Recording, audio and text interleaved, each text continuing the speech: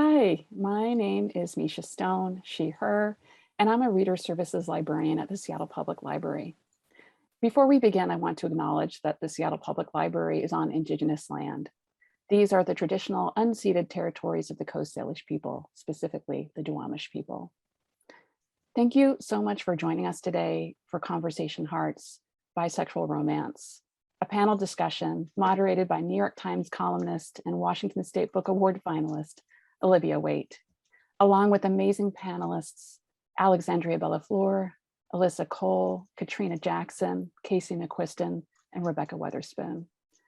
I couldn't be more excited to hear this conversation, and I was bowled over when all of these authors said yes. I know Olivia had something to do with it. Thank you, Olivia.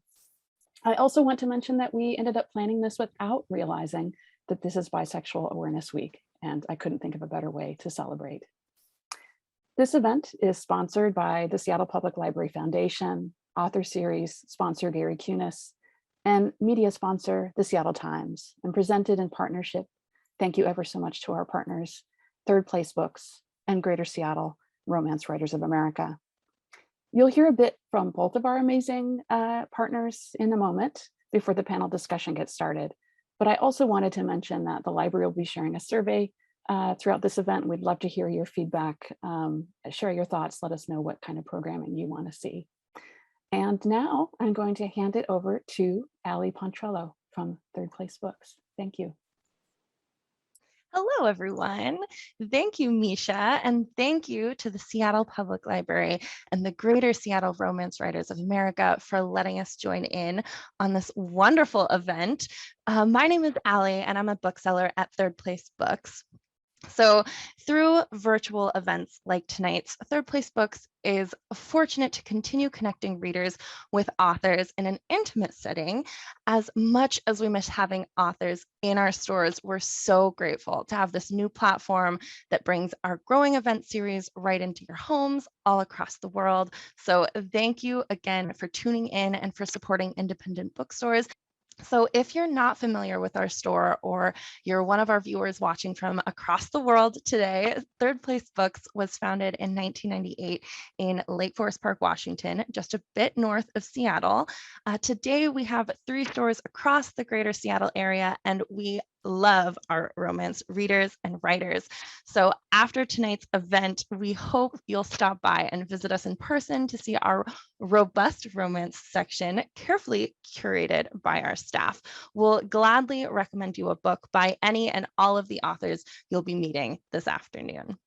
So if you don't follow us on Instagram, Twitter, Facebook, or TikTok, please do, and definitely sign up for our email newsletter where you can be the first to know about our future event lineup. Go to thirdplacebooks.com to sign up for that newsletter and use our website search function to check out the latest from our authors today. Your purchases truly sustain this author series, and we're so happy to have you here.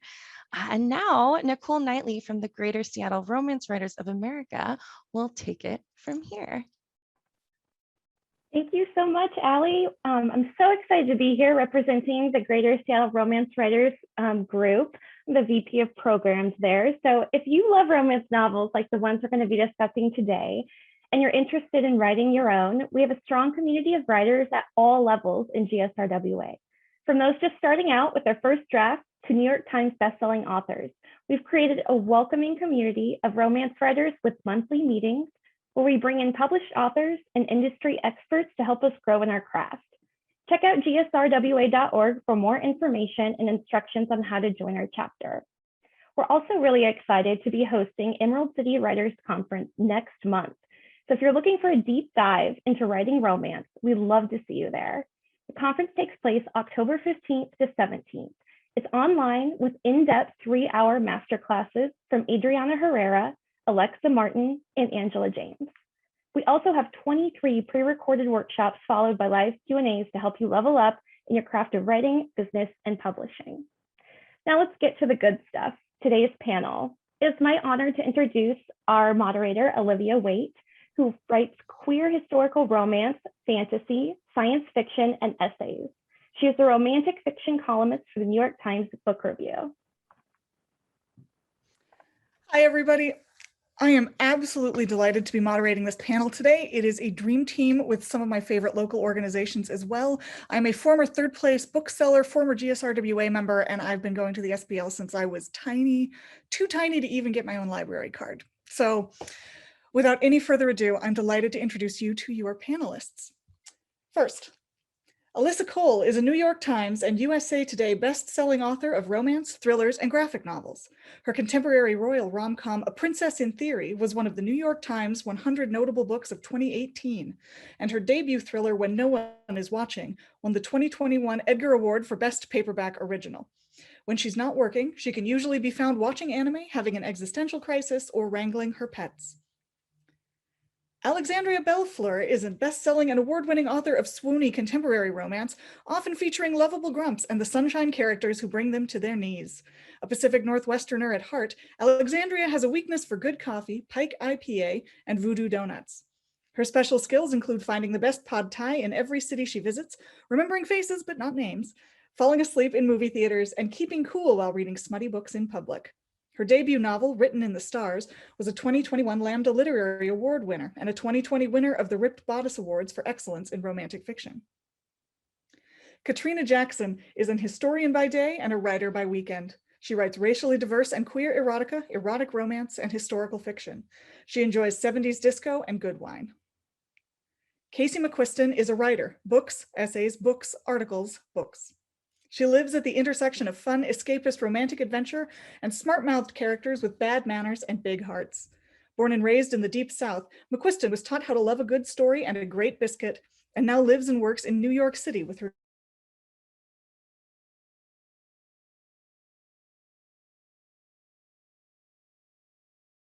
Weatherspoon turned to writing romance to get her fix. Raised in Southern New Hampshire, Rebecca Weatherspoon now lives in Southern California, where she will remain forever because she hates moving. With over 20 titles under her belt, Rebecca has covered subgenres from suspenseful paranormal romance to steamy BDSM romantic comedies, and now young adult romance. Look for If the Boot Fits, the second book in her Cowboys of California trilogy, out now from Kensington Books. You can find Rebecca and her books on Twitter at r.spoon and her website. Well, all right, everybody. So as the subject says, we are here today to talk about bisexual and pansexual characters in romance and queer romance more broadly, something a little more broad spectrum than the usual MM and FF divisions that we get like so many other places. And so I think the first thing, I'm just going to ask questions and then we're going to just run with it. And I'm going to sit back and listen. I'm so excited. When we talk about bisexual romance, does it feel like a genre? We have gay romance and MM romance, and we have lesbian romance. Is there a genre of bisexual romance?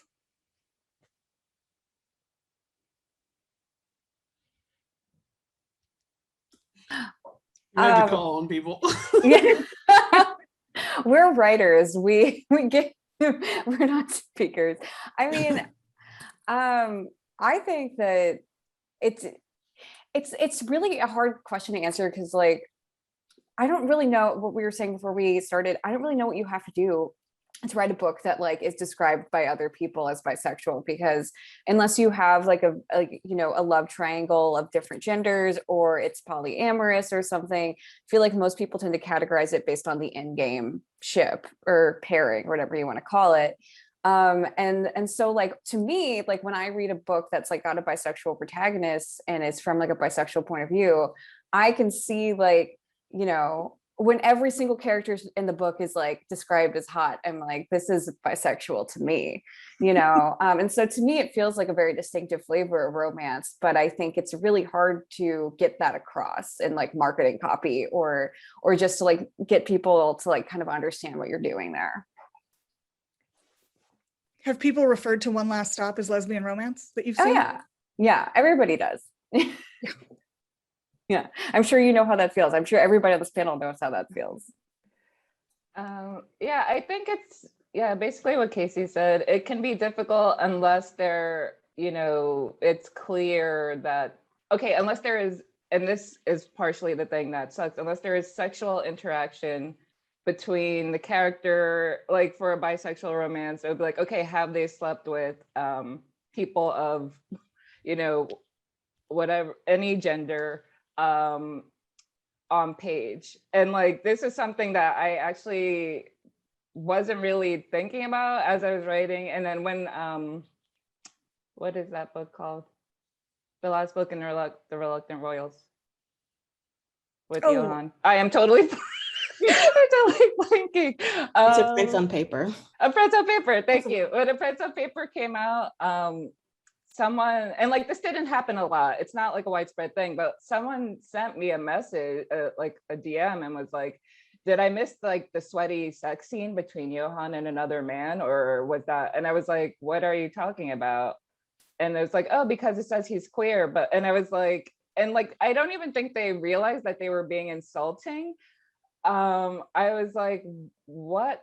I mean, I responded as nicely as I could, but I was like, first of all, what would get into your head to like make you open a search my name and then open the DMs and then send that to me? But also, like, do you not understand how problematic that is? So I do think that there is this kind of, you know, it's somewhat related to the sexualization of bisexuality. Like, it's only if you see the person sleeping with people of all sexes, then they are bisexual or pansexual. But if they say it but end up with someone of the opposite sex, then they are, you know, heterosexual basically. And if they end up with someone of the same sex, then they are gay or lesbian. And so it's like this weird thing that it's not taking the character's point of view. It's kind of like, okay, well, I don't see them having sex with someone else on page, so I'm just going to, I don't know, it's like a kind of weird thing. Yeah, I feel like there's a desire to attribute an orientation to relationships versus individuals when, you know, in a romance, you know, there are going to be potentially multiple orientations within a relationship. So I try to stick to, like, in my FFs, defining it as a sapphic romance, or in my, you know, MF romances, defining it as just a queer romance, as like an umbrella catch-all term. And then I also think there's kind of a mix up between action and attraction, like you were mentioning, Alyssa, about what's on page, if the characters have, you know, have or haven't, you know, had an intimate or romantic relationship mentioned or actually seen on page between, you know, if the hero or heroine or character has, you know, relationships with multiple genders. So that can kind of get mixed up, I feel like, action and attraction, and that it's hard to define and it's tricky, but I try to stick to like umbrella terms personally. For me, I think I'm going to give my really blunt, honest answer with this. I feel like when I'm writing a book, and then when social media has changed everything. I'm just going to say that. Social media has changed a lot of things from when I first started writing. And when I first started writing, I was writing FF romance that was always categorized as lesbian romance, even though one of the heroines was always bisexual or pansexual or fluid. They were always categorized as lesbian romance because I was being published with a publisher who was promoting themselves as a lesbian publisher. So it's interesting when you write a story and then how it's packaged, and then it's how it's received by readers. And then social media has like changed that, like Bookstagram and Book Talk and like Facebook and everything. The way people talk about books has changed, and the way people even want to visualize the way they talk about books through social media has changed things. So when I'm writing, I think to myself, like, who is this person on a whole, right? Like Alexandra said, who is this person on a whole? Are they someone who has had, what kind of past relationships have they had?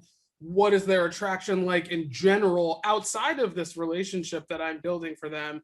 And then how do I build that into their present relationship? Are they going to disclose this information to each other? Is it just implied? Are they going to talk about it? Are they going to talk about past relationships? Are they going to talk about how their families responded to their sexuality? All that kind of stuff. And so that's how I approach it as an author. By the time it gets to a list, or by the time it gets to a panel, it's like, I finished that book 5 years ago. You know what I mean? So it's really interesting to see what I crafted and then how it's categorized. So it's interesting. Yeah, I just learned this week that bisexual romance is actually a category on Amazon. And I did not know this. All of my books are categorized as lesbian romance on Amazon. Well, not all of my books, but the Feminine Pursuit series. Do you find you get, do any of you find you get resistance? Like, Alyssa, you mentioned somebody writing to you horribly in the DMs about like asking where the other sex, where the missing sex scene was. And do you find like, I mean, we know that there's a truism that MM readers don't want any MF sex in their books. We hear that a lot. We hear a lot of resistance to kind of that multi-pairing style of romance that I think a lot of like what I would consider bisexual romance ends up. Like, is it an obstacle with readers if you're trying to do something they may not expect? For me, I would say no. So from the beginning, from my first book, I started after Rebecca. My first book was published after Rebecca, and it was a MF book with 2 straight characters.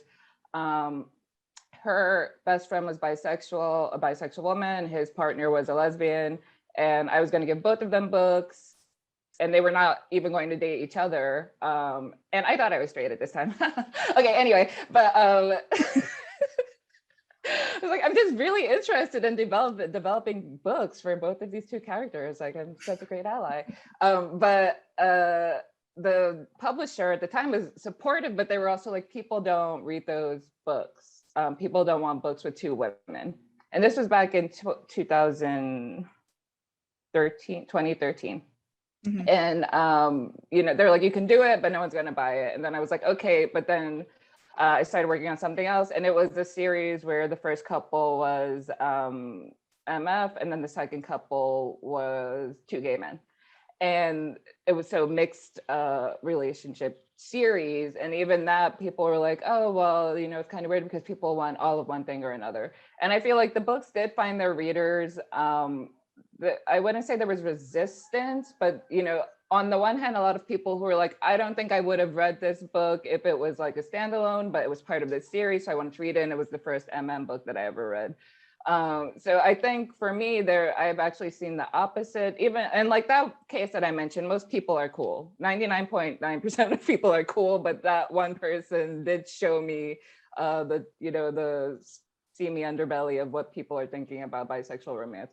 But so in a way, like writing all different kinds of couples and writing bisexual romances kind of did have people who said, oh, I think I would only read romances with straight couples, saying, okay, well, I'm reading this series. Actually, I'm going to read this book with this other couple. And hey, I ended up liking it. It was the same thing as reading a book. You know, there were people who it was representation for them and they were happy. And there were other people who were like, oh, it's a romance. Cool. All right. That's not a big deal. And I think I saw Katrina seeming like she had something to say. I don't mean to put you on the spot if you don't, but I saw you. I was just going to say, as someone who does write polyamorous romance, I don't think that anyone cares for me. But it's the expectation, right? Like Alyssa said, so I write a lot of mixed series where there are a lot of polyamorous triads and queer couples of various orientations.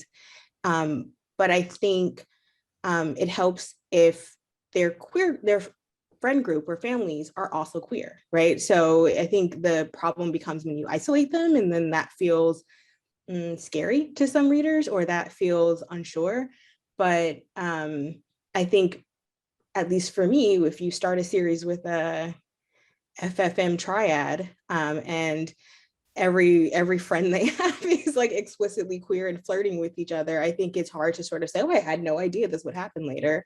So I just sort of set expectations so I can do what I want later. Do you find you have like more leeway to experiment in the indie space than you would in, say, something like TradPub?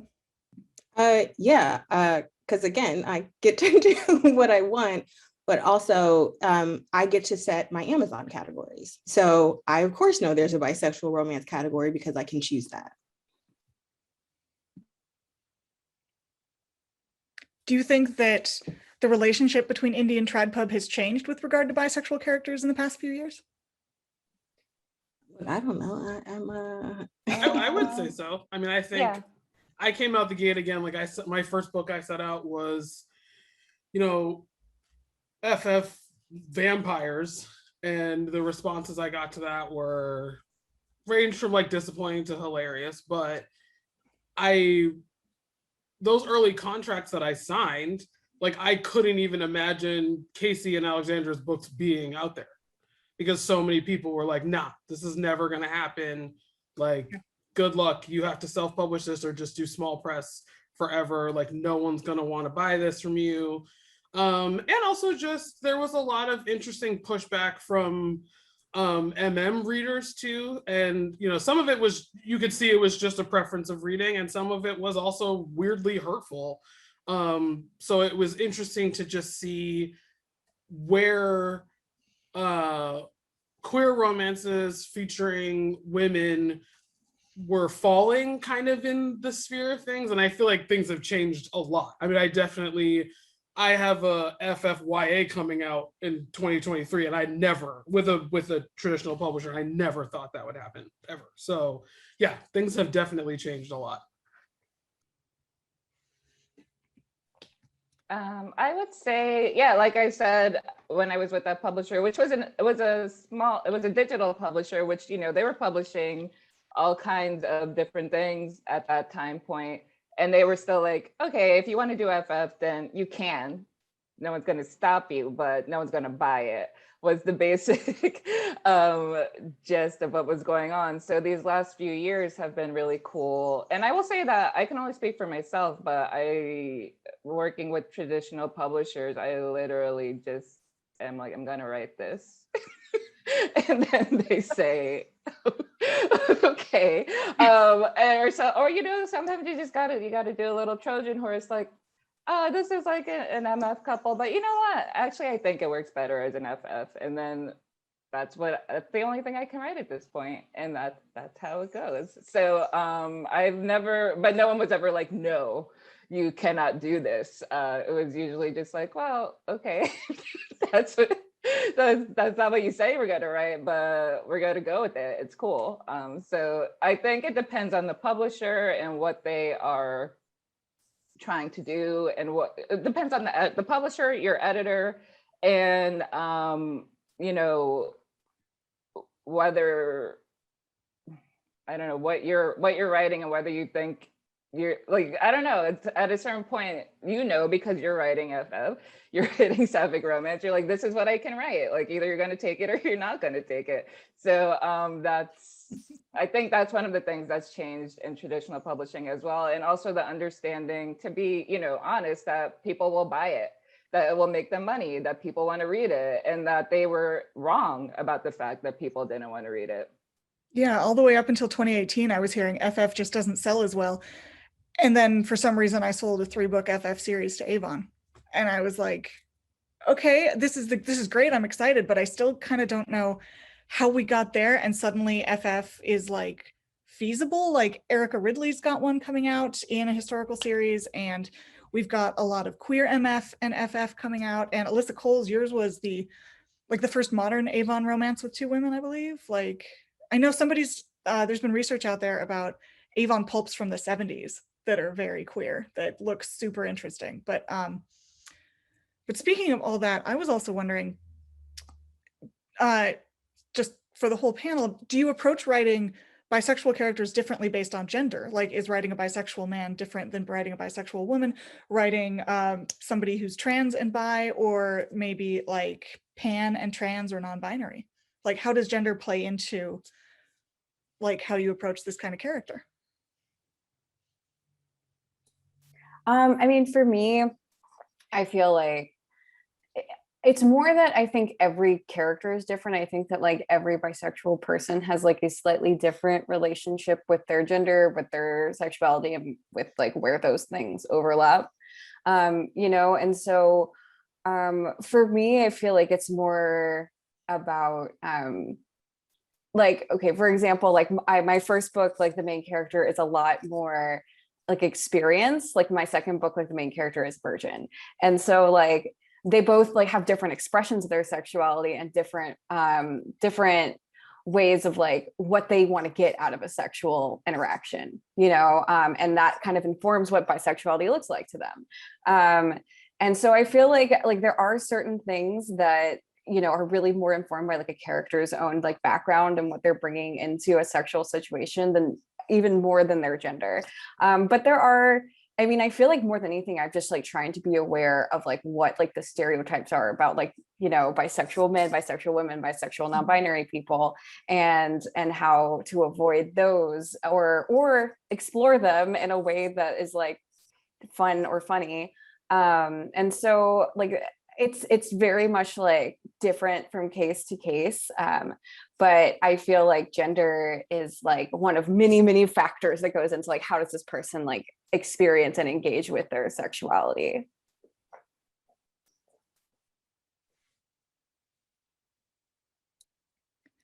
Alexandria, we haven't heard too much from you. How you have a series that has both 2 FF novels and a queer MF in the middle. So do you want to speak a little bit more about that?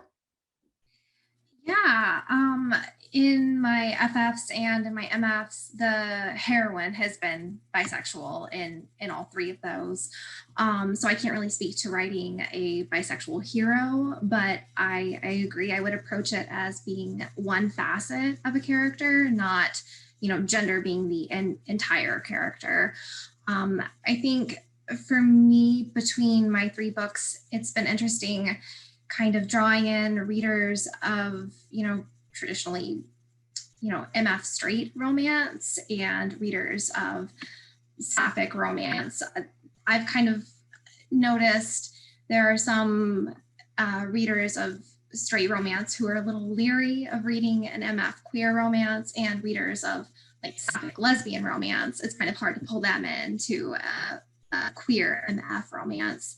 That's been an interesting kind of like gap to kind of bridge, explaining that it's just one facet of a character. Yeah, I can't really speak to writing, you know, bisexual heroes. Well, I know Casey and Rebecca have bisexual heroes. I believe Katrina as well, and I know Alyssa does. I don't think that I write them differently, although I do think a lesson I learned when I published Pink Slip, where everyone in the relationship is bisexual, is that because there's a sapphic, 2 sapphic characters and then a male character, everyone assumed he was straight. And then in another book, I have a straight woman in a relationship with 2 bisexual, a bisexual and a pansexual man. And everyone assumed the woman was bi, even though I had been actually pretty explicit. So I think the lesson I learned was that I needed to be really explicit when men are queer, even if they're in obviously queer relationships. For me, like Casey had said, like it depends on the character on a whole. But for a lot of my characters, and I know, you know, Alyssa and Katrina have to deal with this as well, like my characters being people of color, and especially them being Black, is important to me. Whenever I write, my books always have like large friend groups and large family groups, and there's always a lot of people around my characters. They're not like the lone isolated queer in the corner with no one.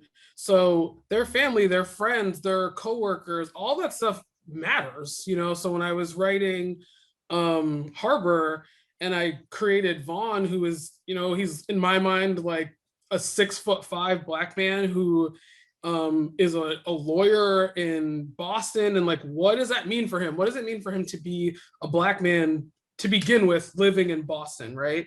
And then what does it mean if he is a sensitive Black man living in Boston and he's in relationship with another man who he loves dearly, whose family doesn't accept him? Like, what does that look like when you're trying to build a relationship within your community? Where are you drawing your support from? Where are you drawing the strength within your relationship from? So for me, I thought a lot about the queer Black men I know and tried to be sensitive to like who they are as people and not what society like views them as and how society tries to limit them as human beings. And I wanted to make them as full and lovely as the queer men I know in real life.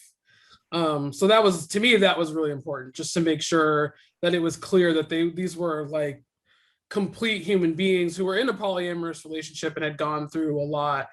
And on the page, I learned very early that not only do you have to say that people are specifically a sexuality or gender or whatever, you have to say that people are Black. I learned that very early on. And if anyone remembers the Hunger Games kerfuffle of 2000 whatever, where everyone decided that Rue wasn't Black, even though it's very explicit on the page. Sometimes you do very much. I in my books will say when people are white. People like to default characters to whoever they feel like defaulting them to. So I think it's really important to say this person is, you know, like in Sated, I specifically have like Daniel, who is a bisexual Korean man. He's not a white guy. He's not something else. He's a bisexual Korean man. You can't, it's on the page. It's there. So I think that's really important to put that kind of thing in your manuscripts. So there's a sense of like a bisexual character has to come out like kind of over and over. Would you say, or? Sorry, I mean, I think like it's hard. Like, so people can either pick up on it, overlook it, or be looking for something else. Like, you know, Johan, Mikhail and John were both, they were not bisexual, so I wouldn't go with them. But like with Johan, for example, I tried to make it clear that he was, you know, checking everyone out.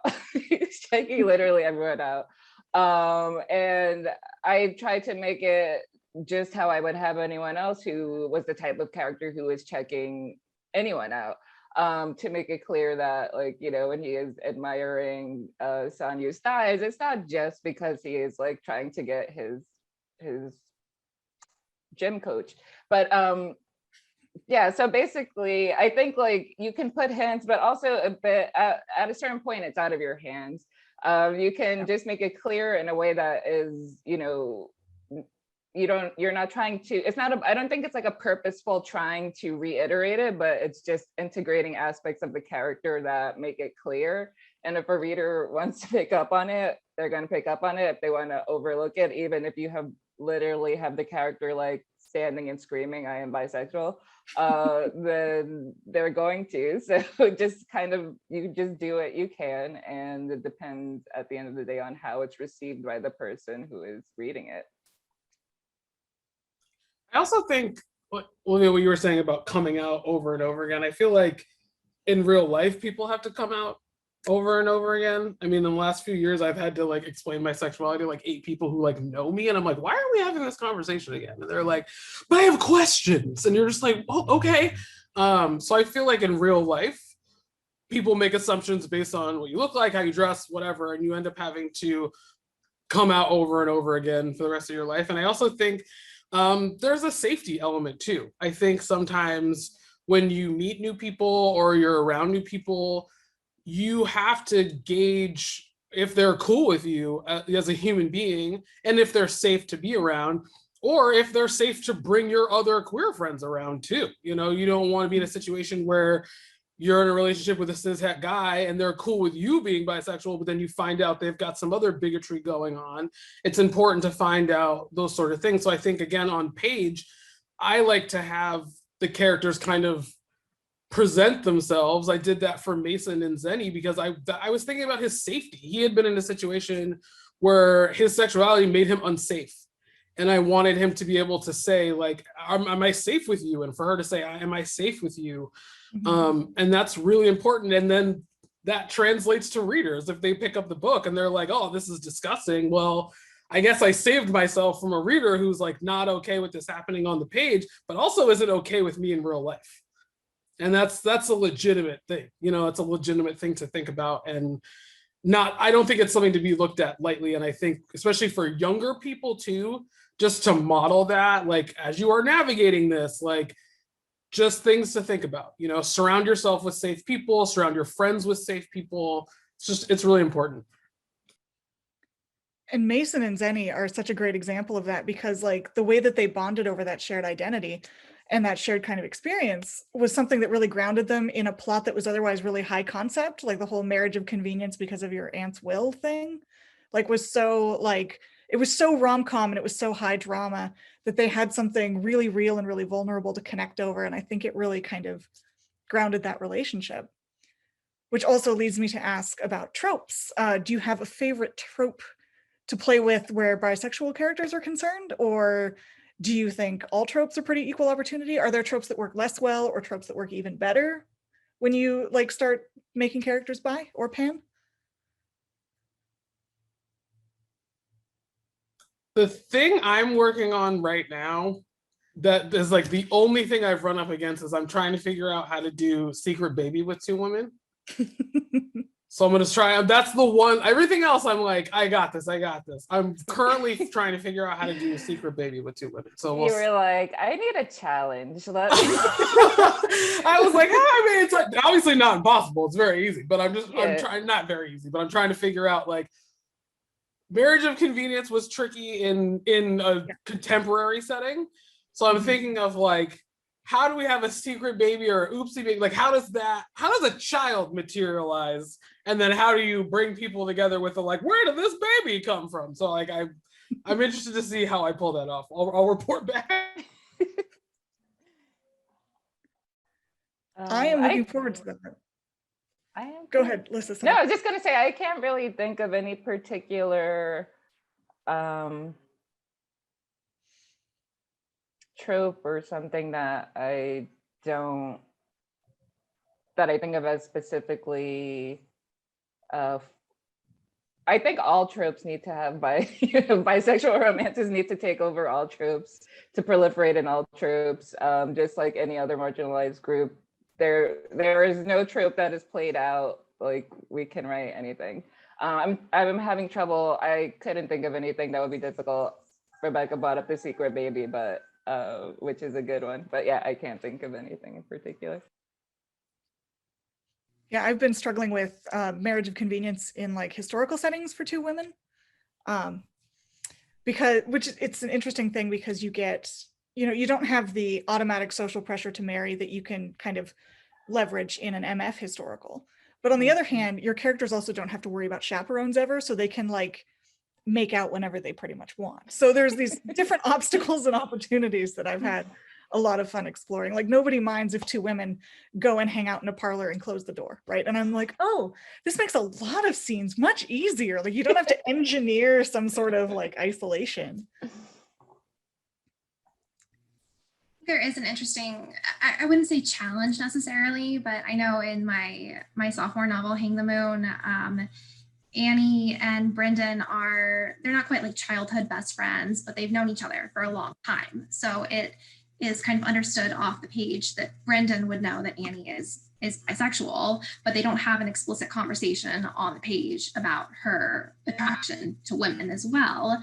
But it's stated in other instances with new friends of Annie's and flirtatious interaction with a barista in the first chapter. So I felt like it was pretty explicit, but I feel like because it wasn't discussed between the two characters and the relationship on page, hey, by the way, I'm bi, some readers maybe missed it. So that is an interesting, I don't know, kind of concept for me going forward, kind of thinking about how explicit to be, but not wanting to be like having a very telling moment of, oh, by the way, because that doesn't feel genuine to me in all relationships.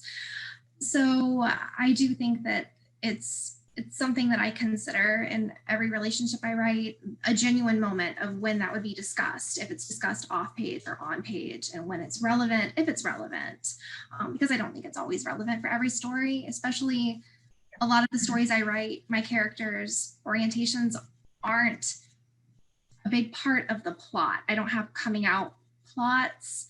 I don't have plots where someone's attraction is part of the conflict. So it's when to kind of integrate that and when to introduce that to make it clear to the readers.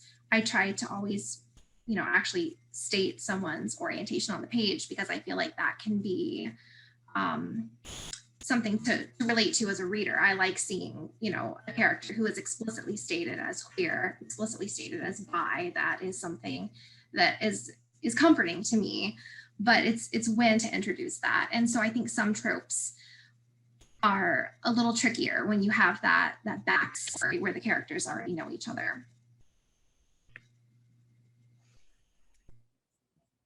Is there a bisexual character or a trope that you haven't written yet that you would love to tackle? I feel like we've heard Secret Baby from Rebecca. I feel like I really want to do, and I haven't gotten to do yet, like a love triangle that resolves in like a bisexual polyamorous like triad situation. That's like very much on my like romance bucket list. It's one of my favorite types of romance to read, and I would love to try it to write one time. The same for me. So if anyone has read How to Catch a Queen, you see that there are triads in the background, there are a religious part. And there was a moment I really wanted to make it a triad between the king, the queen, and her guard. And I was like, okay, I'm already like, as far as traditional publishing, I was like, Erica's gonna kill me. I already changed the second book in the series. If I'm like, by the way, and this first book is also gonna be a polyamorous romance, can you go tell Sales that it's actually not? So I was like, I didn't change it, but I feel like there are certain scenes where if you read it, you can see it. I was really shipping these characters and like, what if they got together? So I think I even mentioned that like the guard is married, and that was for myself. She is in her own other triad marriage. And I was like, I put that there. So I was like, no, you cannot do that. I read that and I'm like, oh my gosh, is Alyssa going to give us another novella with this side character? Because side characters getting their own novellas is like my absolute catnip. They are not going to get, at this point in time, there are no novellas because Mama is burnt out. But you don't have to rush. You can take all the time you want. Yes. But so yeah, I have a similar wish list, I guess, for future contemporary romance.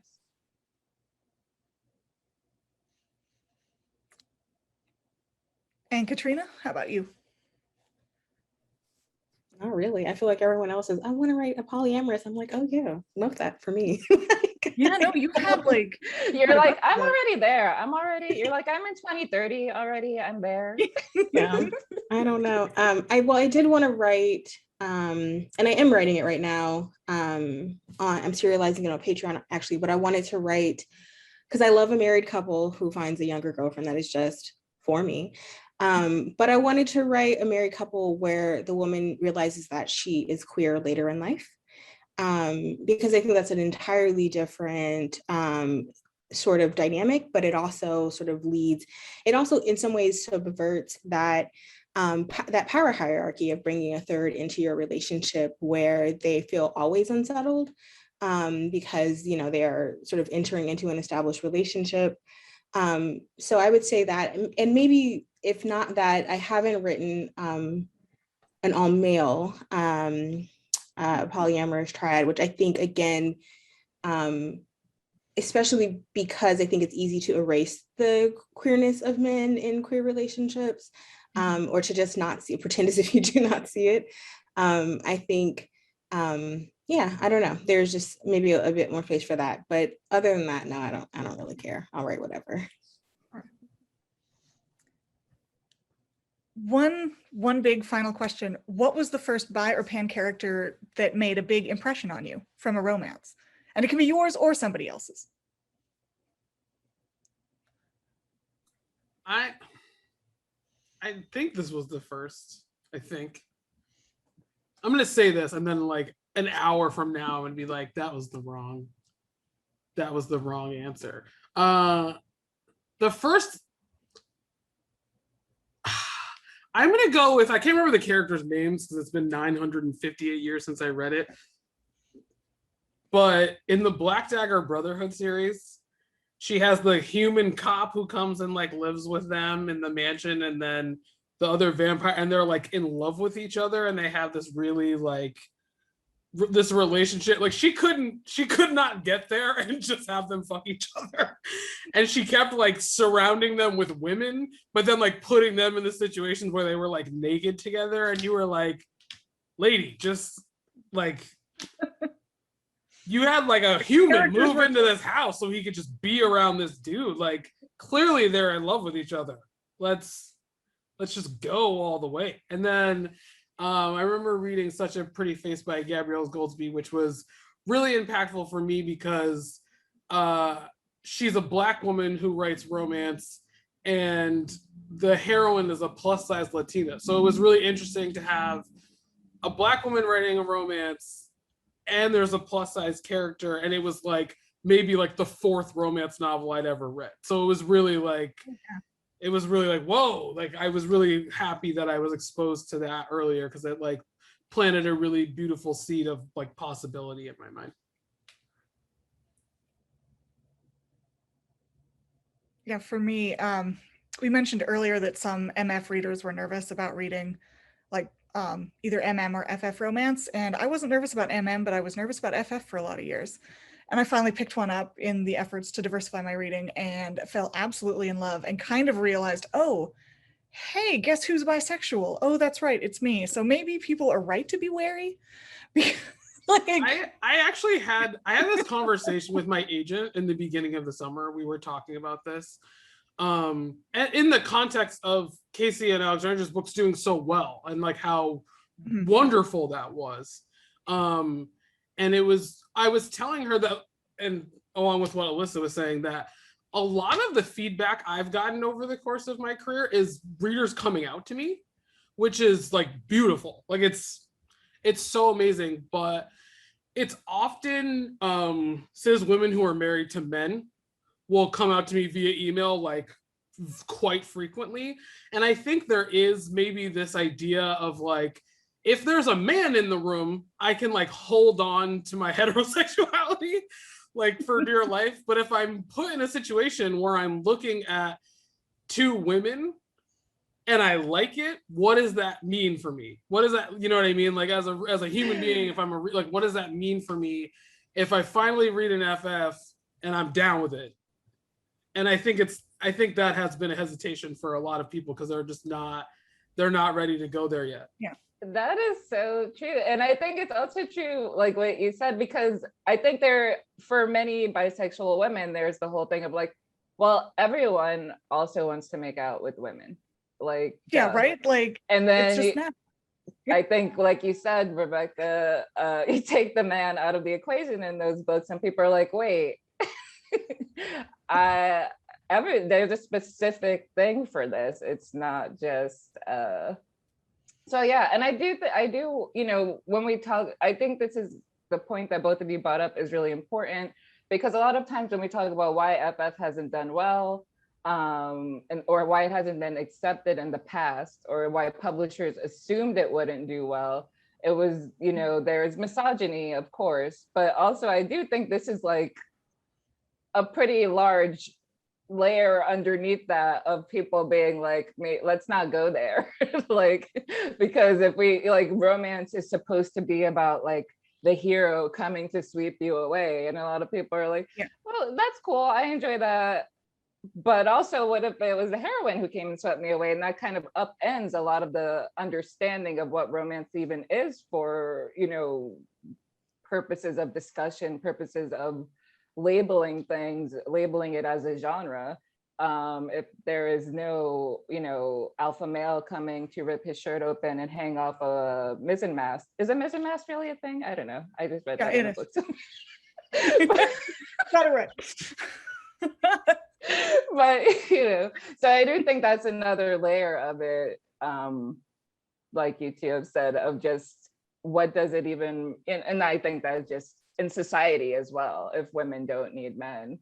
I mean, bisexual and pansexual men obviously are like, okay, we'll consider you, but like just the idea that there's a possibility even that you don't need a man can you know, complicate some of the narratives about romantic relationships, even in fictional romance. Are you saying that the media doesn't want to cover sapphic romance because they can't slap a Fabio cover on it? Like, Possibly. I mean, yeah, we can't bring up Fabio. Yeah. I mean, if you cannot bring up Fabio, who should only be brought up when discussing that time a bird punched him in the face with its beak, yep. then they don't want to talk about it. If you can't bring up Fabio or 50 Shades, the F squared of romance, they don't want to talk about it. So yeah, I mean, and like, I don't even think it's a conscious thing. I mean, I feel like, you know, there's all of this, so much of the resistance to romance in general is like subconscious emotional stuff of like, I don't want to talk about this thing. Why are they writing about this thing that is like intimacy, which we are not supposed to discuss? And then you add like, you know, taking patriarchy, and not even patriarchy as in like, okay, men are terrible, but like, what happens when they're not even in the picture at all, or they are, but they're not the only option in the picture. It probably, yeah, makes people uncomfortable in that way where they're like, I don't know why, but I don't quite like this. I'm just not gonna go there.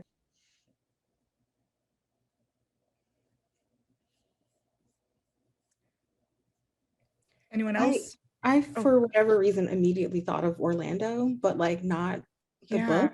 I had a huge problem with Tilda Swinton as a child, and like not like a good problem. Like I was obsessed with her, and I just remember loving that movie and watching it over and over again and thinking, you know, that sounds like the life. I don't know. It's okay. She's just super attractive in that film.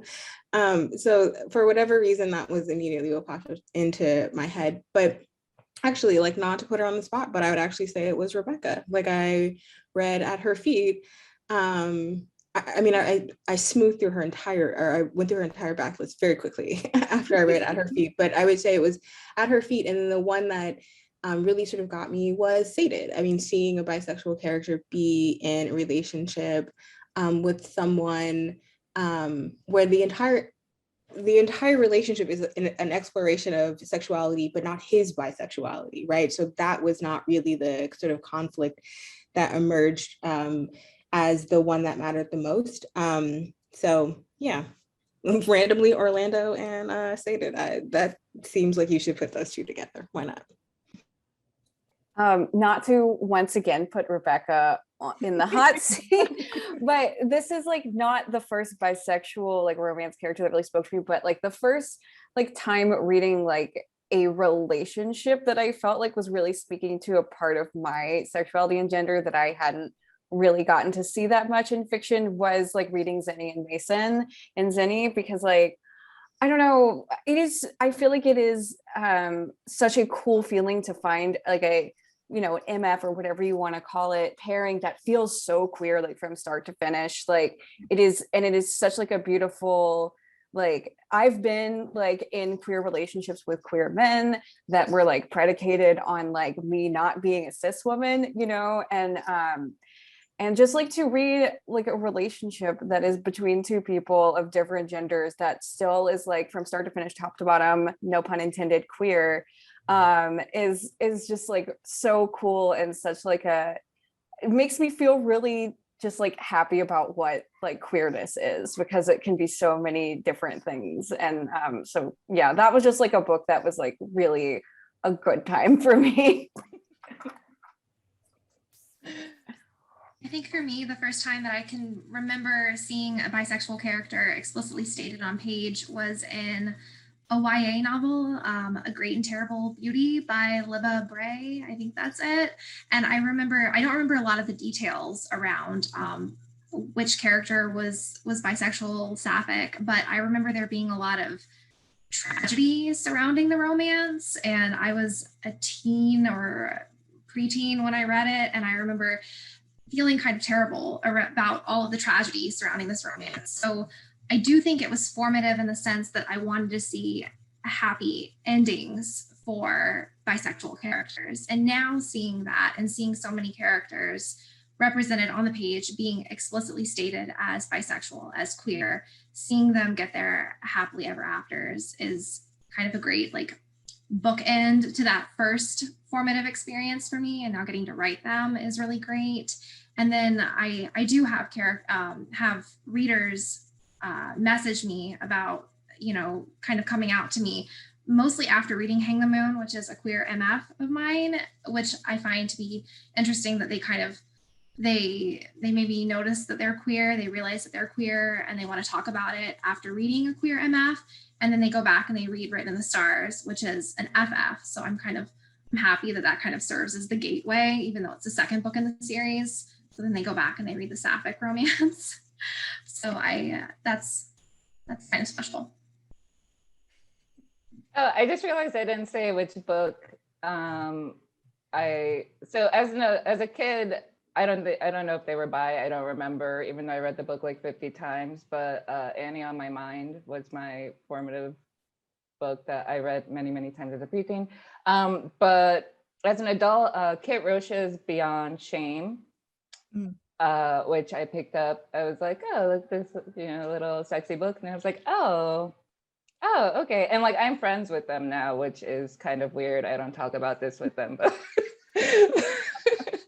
but that was probably my first my first romance with queer characters. And if you're gonna start, Beyond Shame is like a great entry point. There's orgies, all kinds of good stuff, as well as apocalyptic orgies, as well as friendships and Apocalyptic stripping also. Let's apocalyptic stripping, Yeah, apocalyptic fight clubs, like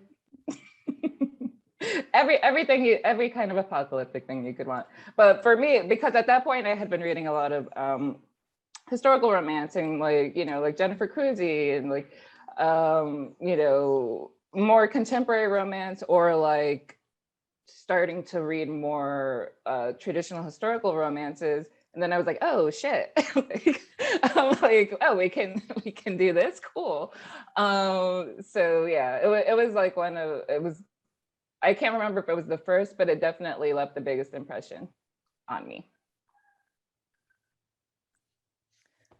All right, well, it looks like we're getting toward the top of the hour, and that's where we're going to start doing audience Q&A. So I'm going to pull some questions to see.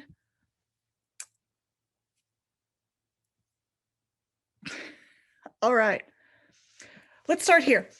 How do you ensure you're writing good queer rep? Do you use betas, sensitivity readers, things like that? So I'm queer, so I kind of beta read my own shit.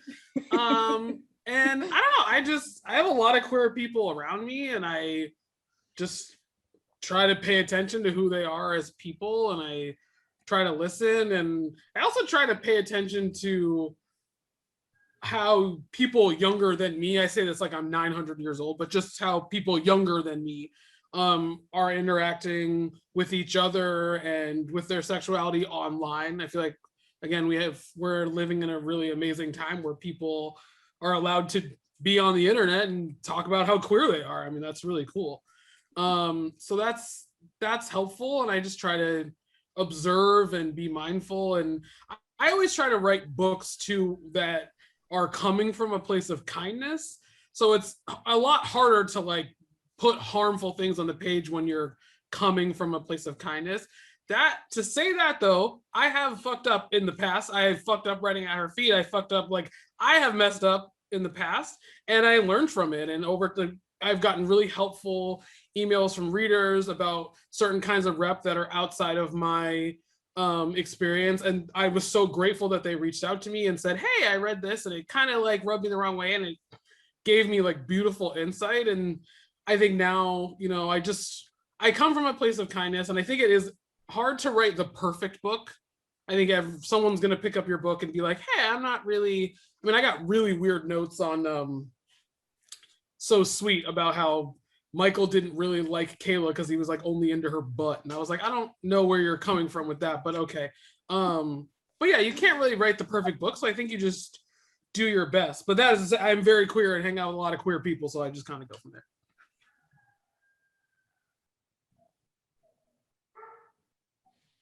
Anyone else? Oh. Katrina, were you about to say? Yeah, I was actually going to echo a lot of what Rebecca says. I'm very queer. But I do actually, I'm not polyamorous, and I do write a lot of polyamorous romance. And so I spend a lot of time, I would say that I stumbled into not writing harmful shit immediately, which was lucky. And then I had polyamorous readers who were like, thank you, this is representative of my experience, or this is similar to what I went through. And I just listened. I mean, I think, yeah, well, we're all gonna fuck up. That's life. But that sort of ability, which is not easy, right? To sort of step back and say, okay, this is her where I could have done more research. Like I really started looking into non-monogamy after Pink Slip, which is a bit late, but you do what you can. But then, having conversations, like I see Jen is here. She has a podcast called Monogamish. Like I listen to, people who are in non-monogamous relationships. I mean, I just do the research. But I actually just wanted to underscore what Rebecca said is I really am coming from a place of kindness. Like a reader asked me recently if I would ever write something like really dramatic and tropey in a polyamorous relationship. And I said straight up, no. I'm going to save the messy shit for, the hets or the people in like monogamous relationships, because that's my shit. But the least I can do, right, when writing about something that is not representative of my own life is to do so with care.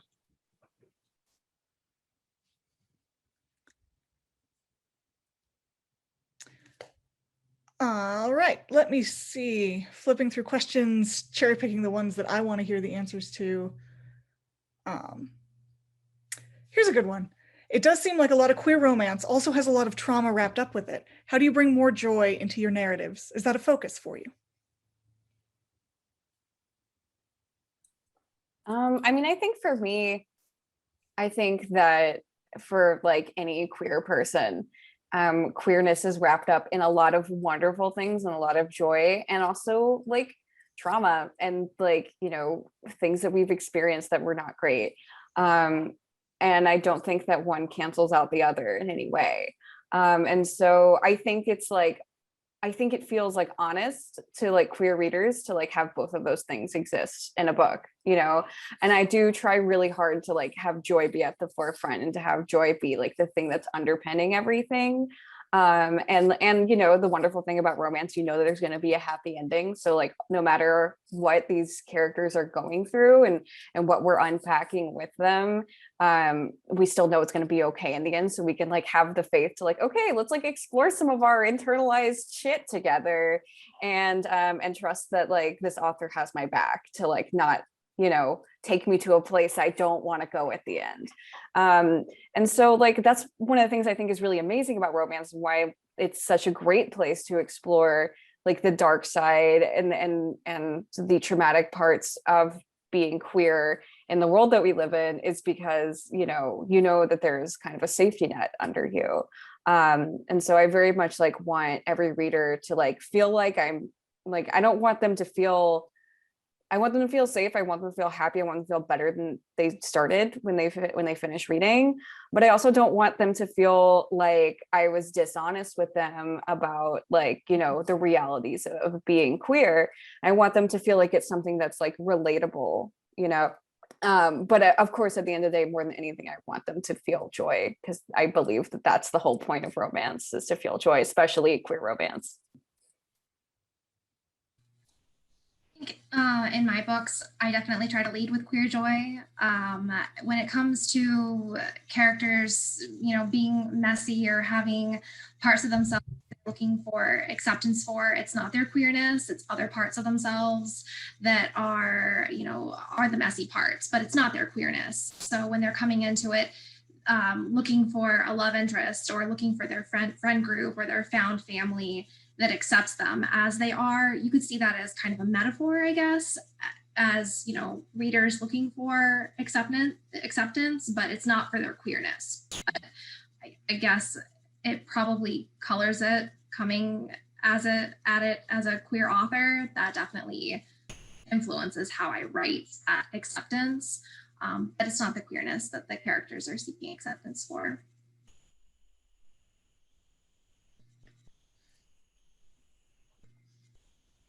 All right. Next. Oh, sorry. I was just gonna say, I think that like Casey said, romance is a great place to explore trauma. And different readers need different books. Some readers need books that do not have any trauma at all, and those books exist. And that's wonderful that we have that we're starting to have the spectrum of queer books that some deal with trauma, some are completely like, fuck it, we're not even, sorry, but we're not going to talk about that. And so I think there's a spectrum.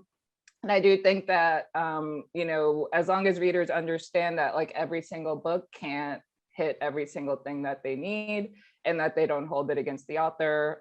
And like I'm not talking about myself, but like, I just think like readers would maybe just give a little bit of, grace. Like some books are going to explore trauma in an in-depth way because that's what's needed for the characters in the book.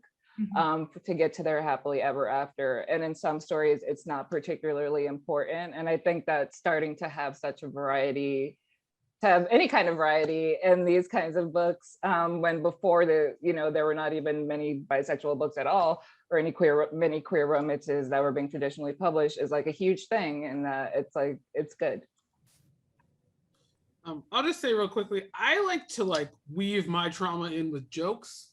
So Yes. like Mason's backstory in Zenny is very painful. He's coming from a family and friends who have completely rejected him to the point where he left the country where he was born, and had to kind of like start a new life with his cousin who was also rejected from his family for basically having autism. So I'll throw the trauma in there. It's in there. I mean, Harbor is like, you better buckle up. And Shaw in that book his family isn't supportive of him at all.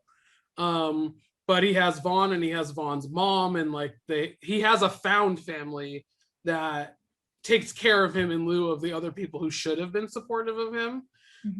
So I think there is a way to like have been a trauma, because like Casey said, that is realistic. Not everyone comes out and their families are super supportive or their friends are super supportive, and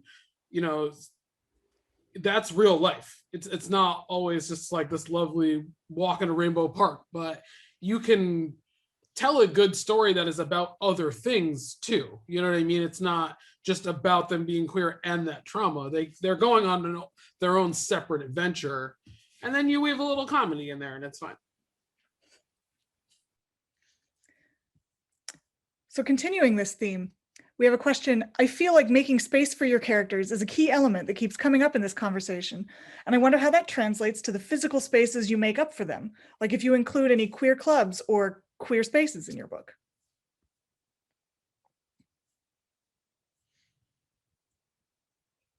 And Rebecca, you're making a face like you're thinking, but I know you've got queer spaces. No, I'm just like, I feel so old and I haven't been to like a club in so long, and I'm like, club, what's that? Also, we're in a pandemic, so like I feel like people should know, especially for writers, like for those of you out there who like have had to like go to offices or on like daily Zooms and stuff like that, like us writers are in some like really weird caves by ourselves where we are not interacting with other human beings like at all. So my sense of like human interaction is really fucked up right now. I'm just gonna put that out there. Yeah. I just try to give my characters like friend groups where they're doing like stuff they want to be doing with their queer friends, if that makes sense. Like they're playing board games with their queer friends, they're hanging out in an apple orchard with their other queer friends, they're going on their queer friends boat. Like I just want them to be in a situation where they have queer people around them, and then they can do the activities that they want to be doing. I think most explicitly and at her feet, they go to a submissive they go to a dom submissive like a slumber party that is very specifically for that community. But I think that's like the last time I wrote something that was like cat shaking her head like I'm forgetting something. That's actually not true. There's a whole queer sex club in the Fit series. What are you Oh, sure. Okay. Yeah, seriously. Come on now. I forget the order in which I write things. That's really the problem. That's the problem. But yeah, so there's a queer sex club in the Fit trilogy and stuff like that. But and I dug myself into a hole and brought that community actually accidentally into the Beards and Bondage series, and then accidentally brought it into Ray Fanzetti, and it'll be back. I still have to write Megan's book. So yeah, I have the clubs that they go to, but it's not like a club. It's more of a sexy club. Casey, do you want to talk a little about, I know in One Last Stop you have that spectacular drag scene. Yeah, they go to a drag show. And like in Red, White, and Royal Blue, there's a scene where they go to a karaoke bar that is like very much like hinted to be like a drag bar, just like on a karaoke night. I mean, I think that like ultimately though, what is cool about being a queer person is that like your queer space is like what you create in your life, like as a queer adult is, you know, you kind of can curate your life to be a queer space. And so that's kind of what I want to let my characters do is kind of, you know, they do queer things with queer friends and have queer interests and queer relationships. And I think that, you know, they make that space for themselves and they live in it every day.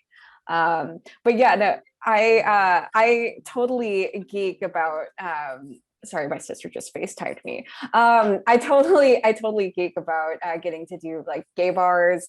I love a drag show. I really wanted to put that in One Last Stop because Jane specifically is like from an era where like most of her social activity would have been in specifically queer spaces because that's where it was safe for her to be queer. And so I wanted to kind of like have that moment of August looking around like a drag show and like a specifically gay club and being like, Jane would love to be here. I wish Jane was here.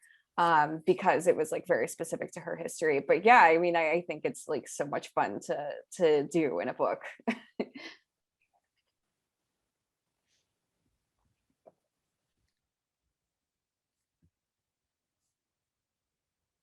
Anyone else? Sorry, I'm still scrolling through the.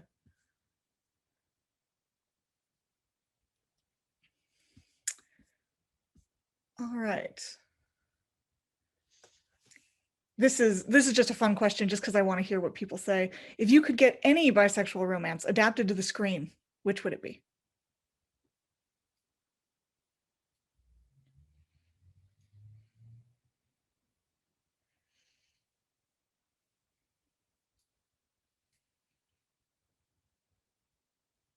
Of our own or just in general?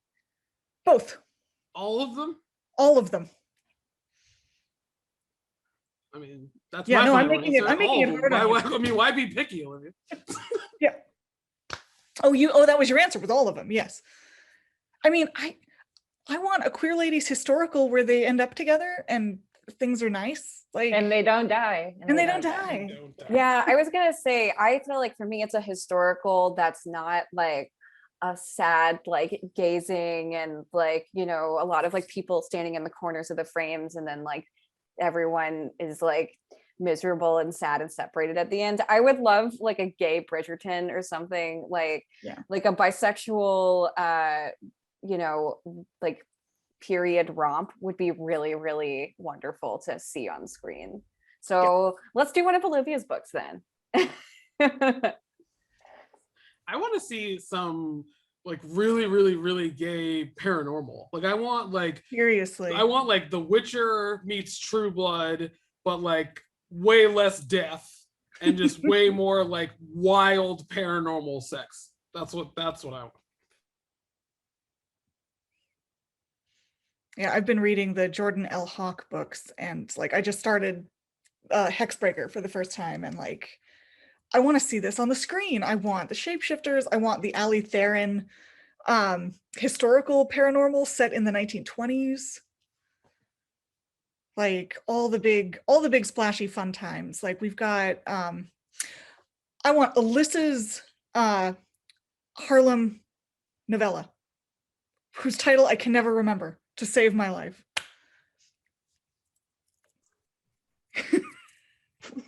Wait, I have See, you two. get to a certain age, and then you've written so many books, and then people ask you about your books, and you're like, oh, The you Hamilton don't one. remember. You need a The chunk. Hamilton one is that could be enough, and it's the Harlem pre-Harlem Renaissance one is Let Us Dream. that's the one. Yeah. Yeah, with the suffragette heroine and yeah. Yeah, I think it could be gorgeous on film. Think of the sequins, like think of the lighting you could do. I would like to see it. I'm not but like Rebecca said, I feel like there's so many, like, you know, we see all of these Hollywood remakes that are being done because of IP or whatever, when there are just so many wonderful bisexual, pansexual, queer romances that could be getting adapted that people want to see. Yeah, nobody needs another Bodyguard. We just don't. Like, why are they even mean, if they're gonna make it gay, then well, maybe okay. That's the only acceptable Only reason. The only acceptable reason. But I'm sure they're not gonna do that. No. But yeah, I mean, there are just so many wonderful books, everyone's books in here. And so many, I think all of them is just the way to go. There's the budget for it. We could do it. We can make it happen. Come on, streaming services. We're in a war here.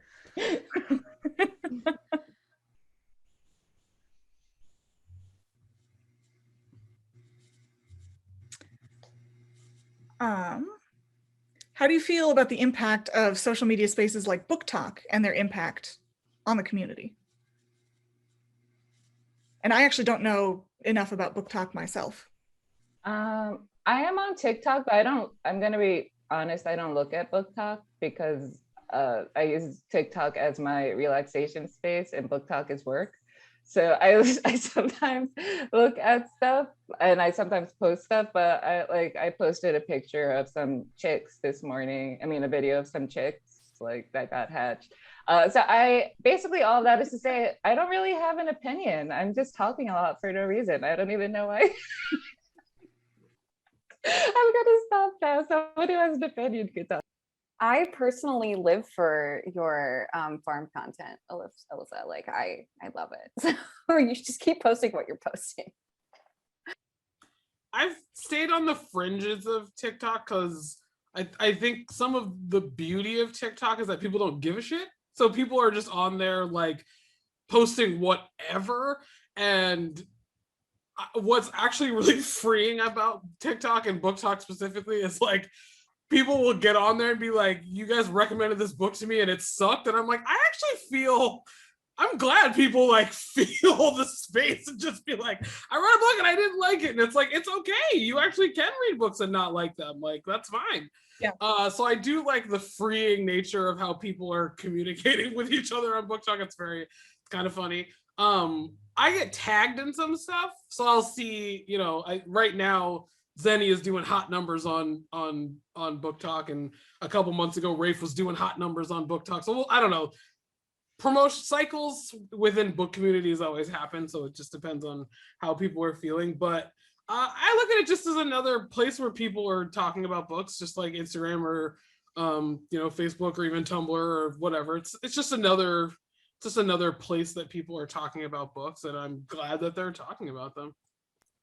I feel like to me, like I pay for a lot of attention to TikTok, mostly because I have a TikTok problem, and I will scroll for hours and hours. But I think like one of the things I think that's really cool about BookTok is I've noticed like you really can never predict what is going to go viral on TikTok, and so that's why like you'll see authors have books from like 2017 all of a sudden hit list because it blew up on TikTok from like 3 different videos and like that's it. Or like you'll go to Barnes and Noble now and you will see they have like a BookTok table, and like several of the books on that table are self-pub that otherwise may never have ended up in like Barnes and Nobles across the country, you know, which is really, really, really cool. And so I think that's like what's amazing about TikTok is like, or BookTok specifically, is that like it is, I feel like blowing up books that may have otherwise like not gotten as much exposure because of whatever reason, because they're backlist or for whatever reason. And so I think that's really cool. And I think like it's wild the amount of buying power TikTok has, because I can like see like on my like social media links, like I can see what's referring, like what platforms are referring most of the people who click my pre-order link. And like TikTok is outperforming every other social media platform for clicks by like 200%. It's bananas. So it's very cool. It's kind of scary, but very interesting to me, at least. I will say that, you know, Rebecca brought up people tagging, and that is one thing that I like about it, because so one reason I do scroll by when I see book talks usually is because I'm like, if I'm not tagged in this and someone's talking about my book, they don't want me to see it. Yeah. So I'm gonna keep going. But when people tag you, I do like that you can like duet them and respond to them, or like send them a little video message. So there is like a kind of, you know, different kind of connection from Twitter and Instagram, where you're usually just like, thank you, or whatever. You can actually like make a little video and be like, oh, cool, or make a response to a question if you feel like it. So it's like a different medium, and that is more relaxed. Like you don't have to like go through all of this work and like make everything all beautiful like Instagram. You can like literally, like I could just pick up the phone and like be on with you guys and make a TikTok and put it down, and it's not a big deal. So I think that's an interesting aspect of it as well, as far as authors. If you are, I mean, I know some people do put like put a lot of effort, but like authors are often expected to do like all of these extra things now that can get really overwhelming. So it's like a kind of, in some ways, a more relaxed way of interacting with readers, you know, depending on how many people, I guess, are looking to interact with you. Yeah, I'm not really active on TikTok. I watch TikToks, but I don't post. But I love that so many authors' backlists are having a second life and reaching new readers. And I love that when books blow up, it feels very organic on TikTok. It doesn't seem like authors are generating the numbers there. It's really reader driven, and I love seeing that, especially with a new generation of readers finding books and getting excited about books that maybe readers were previously excited about 5 or 10 years ago. I like that. It's also made me feel really good about like how angry I was that traditional publishing just kind of like left paranormal and erotica in the dust. And then Ice Planet Barbarians ended up being the thing. And I was like, see, I told you. Like, it was very validating to me personally. Just to that see, second hype cycle was incredible. I was like, I told you all. And now I'm being validated by what's happening on TikTok. So thank you. I deserve a prize. I know people who like never have read romance in their lives who read those books because of TikTok. Like, it's incredible. All right. Speaking of, our last question that I've saved because I love this one. Where do you find great bisexual romances? Websites, recommendations, all your resources. What do we got? My friends. Either they write them or they say, I read this book and you should read it, or I read this book and I liked it, and I say okay. But usually just like from lurking around and seeing what people are talking about. Like I don't have a specific place that I go, but it's usually social media, and it just happens kind of organically because of algorithms. Because of algorithms, it's like, here is this thing you would probably like, and it's like, okay, yeah, you're right, I would like that. So the algorithm doing me favors and my friends. Coming back to Book Talk, I will say I do appreciate like the work that like book influencers do to like make lists of stuff, which I think sometimes, like for me, sometimes gets a little overwhelming because I'm like, is my book on this list or something? But it's really nice now that so many people are curating like categories of things that they've read and that they like to read. So now I feel like I have at least reliable like influencers on Twitter or Instagram or whatever, where I know I can be like, oh, that person reads a lot. Let me see if they have like a list of bisexual books they've read or a list of like paranormal they've read that they like. And obviously I might not like every single book, but it's a good way to like discover new things. And it's also even more helpful if it's like people you don't know, because you're like, oh, maybe our interests aren't necessarily aligned, but you might have read something that I wouldn't necessarily pick up, and I can try it and see if I like it.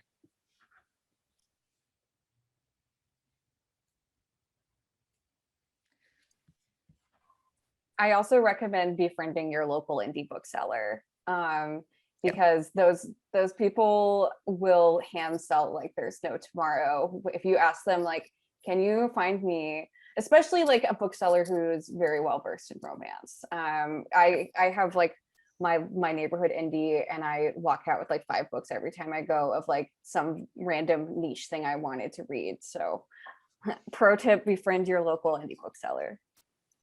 And I know Ali mentioned at the beginning of this panel that Third Place Books in Lake Forest Park has a really robust romance section, and they're not exaggerating. Like there's 3 full like aisle length shelves full of romance. It's really excellent. They take recommendations if there's other things that you think should be there that aren't there. It can be like the trad pub versus self pub issue for indie bookstores is real. Like it can be tricky, but there's so much out there these days, and they do such a good job of bringing in so much more variety than most indie bookstores even. It's really, it makes me so happy. I can't even tell you. I'm also going to put in a plug for LGBTQ Reads on Twitter, and they have a website. You can search by pairing, you can search by time period, you can search by age range, fictional trope. You can look for high angst, you can look for absolute fluff. I know Dahlia Adler does an excellent job of keeping up with that. I know Rebecca is not running WC in Romance anymore, but it's still a great resource. And I know you have the LGBTQ tag there. It's still being updated. I'm not doing like the social media side of that. Oh, so good. But you're taking submissions. The website will still be updated and books will still be added. I just can't. The social media side got to be a little too much. So, but those books will be there. There's like 3,000 books on the website. There's plenty of stuff there. All right. I think we still have a few minutes. Are there any bisexual romances coming up that you guys are excited about?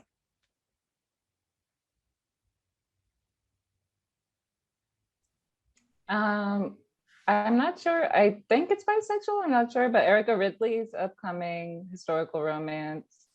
I think it's called It Takes Two. It's the second book in her historical. Perks of Loving a Wallflower. Yes, Perks of Loving a Wallflower. Yeah. I literally have no idea what the book is about. I mean, I know vaguely it's the family. There are heists in this series. I love Erica's writing, and I'm fairly certain it's bisexual. I'm not sure though. It's sapphic. It's definitely sapphic. I think it is bisexual. Like I should have written that down. I read it a month ago. I'm pretty sure the heroine is bisexual, but definitely sapphic.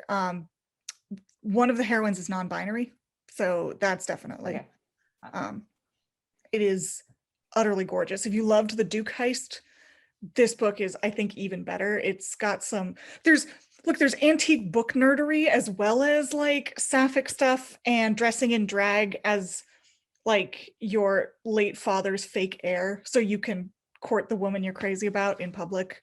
Like it's delicious. It's wonderful. I'm so excited for people to get to read this. I begged Erica for an arc is how I got that. So I don't know if they're all bisexual romances or not, but there's a group of debuts coming out in 2022, and they're calling themselves the Holigays. So they have a hashtag Holigays 2022, and it's all holiday romances. And I'm really excited for that entire like slew of holiday romances. They're all kind of like Hallmark themed, but they're all queer. I don't know which ones specifically have bi rep, but I know that a handful do. So I'm excited about all of those because I want to see a bisexual Hallmark romance.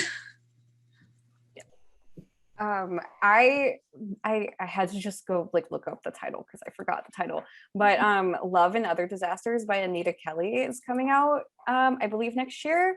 And it's like Top Chef style, like cooking, like you know, competitors in a cooking reality TV show. And it's like a recently divorced cis woman and a non-binary person falling in love.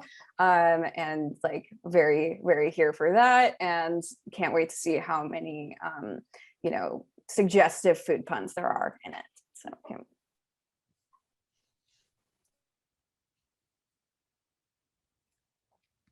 I'm really, really, really behind on like reading and intaking stuff that's coming out. I'm also someone who like, I'm not really great about pre-ordering because I love instant gratification. So I wait for books to come out and then I'm like, give it to me. Then I can read it immediately, or buy it and not read it for 7 years. It's one of the two. So I don't really have anything coming up that I think of that I'm looking forward to, but when those books come out, then I'll be excited to read them. And I'll plug one of my own. I'm finally going to write Megan's book. She's been in like 10 of my books, and she's very bisexual and will be having sex with all kinds of people. So that'll be out next year.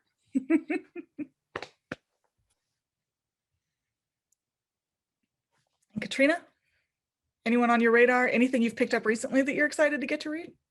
No, I haven't read anything in so long. Life is a lot. I'm teaching again. I don't know what's happening. No, and I mean, to be honest with you, I pretty much only read, as of right now, books that are racially diverse, and like queer rom just doesn't really always sort of give me that. So I don't always have a whole bunch of options. But you know, Rebecca, if there's an arc for Megan's book, you can let me know, even though I know they're white. I know to devastate you. This will be be my first white couple. So I know they're white, but I know that like Megan is non-discriminatory. So I know she's gonna do, let's be real. Megan is going through some shit, and I was like, you know what? I'm gonna let a white man handle this. I remember you tweeting. I was like, he can handle all her problems. I was like, who can she unburden herself on? And it can be a white man. He can handle her crap. So when you said that, I literally said, okay, I'll make an exception. I found myself in a situation where I was like, I'm about to write 2 white people. This is really happening. But it was the only thing that made sense. Yeah. And Cynthia, I see someone said Cynthia's book. I don't know if either of those characters are bi, but it is a Black FF book on my radar for sure. Man, Cynthia's writing is beautiful. Like it just sparkles. It makes me so happy. All right, so I believe we're going to hand it over. Audience, if you've taken the library survey, that's great. If you haven't, you're going to want to take the library survey. And I believe we're handing it back to, I forget if it's Nicole or Allie. Nicole. It's Nicole. Hi. Oh my gosh, I think everyone's TBR is overflowing now. What an amazing day. Thank you so much to our panelists. Thank you, Olivia, for moderating. To Third Place Books, to Seattle Public Library, to Misha, who really was part of the nucleus of this. One last plug for Emerald City Writers Conference next month. Cost is $150, October 15th through 17th, and you can register today at gsrwa.org.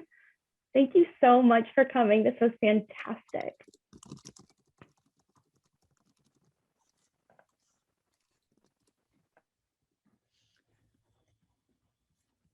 Is it over now? Are we done? I know, I thought I was literally handing it over. All right. Hi, everyone. Oh, I thought I was closing out. So let's just do one more huge thank you from us at Third Place Books. We love you, library. We love you, authors. This was such a great way to spend our afternoon. And I think that at this point, should we do the awkward waving thing? Let's. All right, wonderful. Have a good one, everyone.